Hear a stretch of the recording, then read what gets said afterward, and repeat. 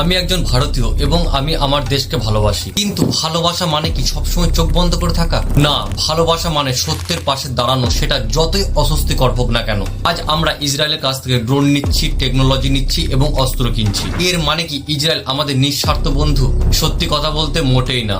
Israel আমাদের সাহায্য করছে ঠিকই, কিন্তু তার বিনিময়ে তারা নিচ্ছে আমাদের কাছ থেকে অনেক কিছু। কোটি কোটি টাকার অস্ত্র চুক্তি, প্রতিরক্ষা ব্যবস্থার উপর নির্ভরতা, এমন এক কৌশলগত চাপ যাতে ভারত ভবিষ্যতে কোনোদিন ইসরায়েলের বিরুদ্ধে কোনো কথা না বলতে পারে। এমনকি অনেকেই জানে না ইসরায়েল এমন ভাবে তাদের হাতিয়ার বিক্রি করছে যাতে ভারত অন্য দেশের সঙ্গে জড়িয়ে পড়ে, ইরান, প্যালেস্তাইন এবং আরব দুনিয়ার সঙ্গে। আজ ভারত যদি চুপচাপ এই খেলায় ঢুকে পড়ে, আগামীকালে হয়তো আমরা দেখব আমাদের পররাষ্ট্রনীতি এবং এমনকি যুদ্ধনীতিও নির্ধারণ করছে তৃতীয় পক্ষ।